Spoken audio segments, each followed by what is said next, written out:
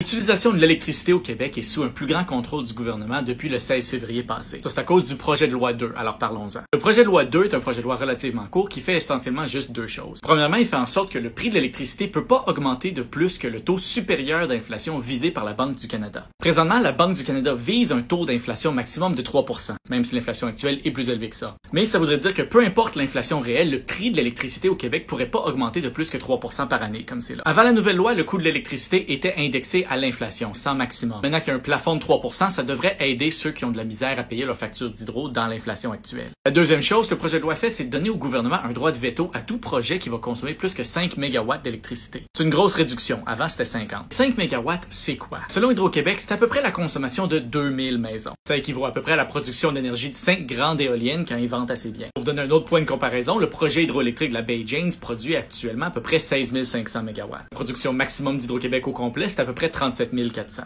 Alors 5 MW, on est dans le domaine industriel. Le projet de loi va pas permettre au gouvernement à vous couper votre électricité. Mais c'est important de réaliser que c'est le gouvernement directement qui va avoir le droit de donner ou non les permissions d'utiliser ce genre d'énergie-là. Même si a été proposé en commission de donner le droit de décision à la Régie de l'énergie plutôt que le gouvernement, la proposition n'a pas été adoptée. Ce qui veut dire que le gouvernement va pouvoir maintenant exercer un beaucoup plus grand contrôle sur comment on va utiliser notre énergie dans le développement industriel du Québec. Ça, je pense que c'est particulièrement intéressant vu les projets de centres de données et de minage de crypto-monnaies qui sont en train de se développer au Québec. Une machine à miner des crypto-monnaies modernes consomme à peu près 1,5 kW. Ce qui veut dire que 5 MW, c'est l'équivalent d'à peu près 3300 mineurs de crypto-monnaies. Une ferme de crypto-monnaies peut facilement avoir des dizaines de milliers de machines à minage. Et les centres de données, les autres opérations du genre, peuvent avoir de la consommation énergétique similaire. Ce qui fait que la nouvelle loi pourrait ajouter un aspect politique important au projet de développement de centres de données et de crypto-monnaies au Québec. Je sais pas ce que vous en pensez, mais je serais curieux de le savoir. Et vu que c'est des domaines en croissance, gardons un œil là-dessus.